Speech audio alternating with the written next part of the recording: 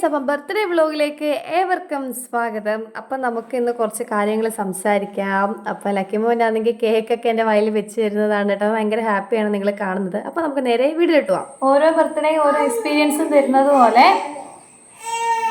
ഒരുപാട് എക്സ്പീരിയൻസ് കിട്ടിയൊരു വർഷം ആയിരുന്നു കേട്ടോ.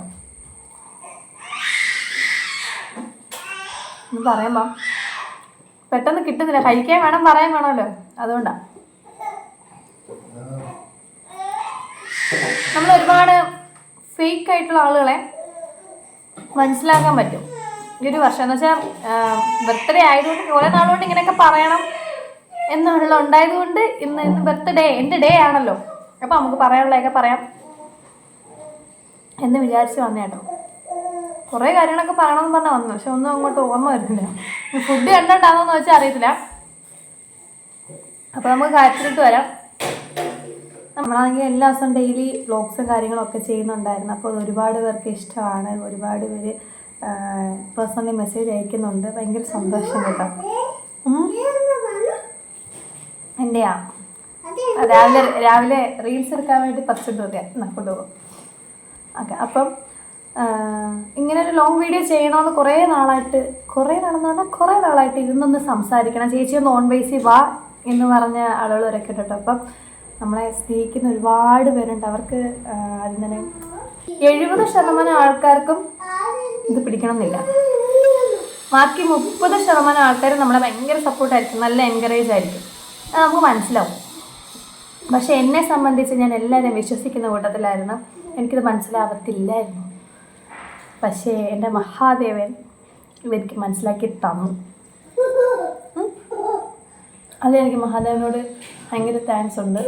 പിന്നെയെന്ന് പറഞ്ഞാൽ നമ്മളെ ഒരുപാട് സ്നേഹിച്ച ആളുകൾ പെട്ടെന്ന് അവരുടെ മാറ്റം നമ്മളെ അവോയ്ഡ് ചെയ്യുന്നത് പോലെയൊക്കെ തോന്നിക്കഴിഞ്ഞാൽ ഭയങ്കരമായിട്ട് ഡൗൺ ആയിരുന്നു. ഞാനങ്ങ് അന്നത്തെ ദിവസം ഞാൻ അവിടെ അങ്ങ് ഇരുന്നു. എൻ്റെ കാര്യമാണെങ്കിൽ പറയണേ, എന്നെപ്പോലെ ആരെങ്കിലും ഉണ്ടെങ്കിൽ കമൻറ്റ് കേട്ടോ. അപ്പോൾ അന്ന് അങ്ങ് പോവായിരുന്നു. പക്ഷേ അപ്പോൾ എന്നെ മോട്ടിവേറ്റ് ചെയ്തുകൊണ്ട് വരുന്ന മനസ്സേട്ടനായിരുന്നു. മനസ്സേട്ടൻ പറഞ്ഞെങ്കിൽ അങ്ങനെ എക്സ്പെക്റ്റ് ചെയ്തിരിക്കേണ്ട ആവശ്യമില്ല എന്ന് അങ്ങനെ പറഞ്ഞ് നമ്മൾ ആരെയും പിടിച്ച് മടിയിൽ വെക്കാതിരിക്കുക.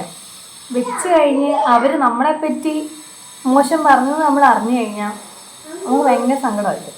ഇത് റിയലൈസ് ചെയ്ത സമയം മുതൽ ആരെന്നെപ്പറ്റി പറഞ്ഞാലും ചോദിക്കാൻ പോകത്തില്ല. പക്ഷെ ഞാനിത് അറിയും. പിന്നെ ഞാൻ അവരോട് സഹകരിക്കും. അപ്പോൾ അവർ വിചാരിക്കും അവൾ മണ്ടിയാ, അവളിത് അറിയുന്നില്ല. പക്ഷെ അങ്ങനെയല്ല, ഞാൻ എല്ലാം അറിയുന്നുണ്ട്.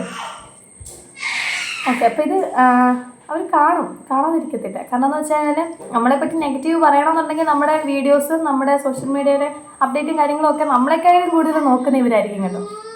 അതൊക്കെ എനിക്ക് മനസ്സിലായത് കൊണ്ടും വിത്ത് പ്രൂഫ്, വെറുതെ അല്ല കേട്ടോ. അവർ പറഞ്ഞ ഇവരല്ല, വിത്ത് പ്രൂഫാണ്.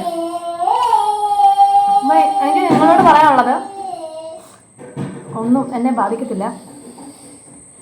ഭഗവാൻ ഉള്ളിടത്തോളം കാലം ഇനിയും ഭഗവാന്റെ അനുഗ്രഹം ഉണ്ടെങ്കിൽ ഇനി ഇങ്ങനെ തന്നെ പോവും, വീഡിയോ ചെയ്യും. എന്നെ സ്നേഹിക്കുന്ന ഒരുപാട് പേരുണ്ട്, അവർക്ക് വീഡിയോ ഇഷ്ടമാണ്. പിന്നെ എന്നെ കുറ്റം പറഞ്ഞ് നടക്കുമ്പോൾ നിങ്ങൾക്ക് കിട്ടുന്ന ഒരു സുഖമുണ്ടല്ലോ. നിങ്ങൾ ഹാപ്പി ആവുന്നുണ്ടെങ്കിൽ നിങ്ങൾ ഹാപ്പി ആയിക്കോളൂ. എന്നെ അത് ബാധിക്കത്തില്ല. ഓക്കെ, ഒരുപാട് പേരെ നമ്മൾ പരിചയപ്പെടും, ഒരുപാട് പേരെ നമ്മൾ മാറ്റി നിർത്തും. എത്തും അടിക്കണം, ഒരു മിനിറ്റ്. കാന്താരി അച്ചാറാണ് ഗൈസ്. അതാ കണ്ണു പറയാൻ മനസ്സ് തണുക്കാൻ വേണ്ടി കഴിക്കുന്നത്. അപ്പം ഒരുപാട് പേരെ നമ്മൾ മാറ്റി നിർത്തും. പിന്നെ വേറൊരു സംഭവം ഞാൻ കേട്ടിട്ടുണ്ട്, ഒരാളെ കിട്ടുമ്പം നിനക്ക് ഒരാളെ വേണ്ടാന്നുള്ളത്. അത് നിൻ്റെ ഒരു ക്യാരക്ടറാണെന്ന് പറഞ്ഞു. ഒരുപാട് പേരൊന്നും പറഞ്ഞിട്ടുള്ള ആൾക്കാർ എനിക്ക് പറയാനുള്ളതായിരുന്നു പറഞ്ഞാൽ, നമുക്കൊരാളെ കിട്ടുമ്പം വേറൊരാളെ മാറ്റുന്നതല്ല.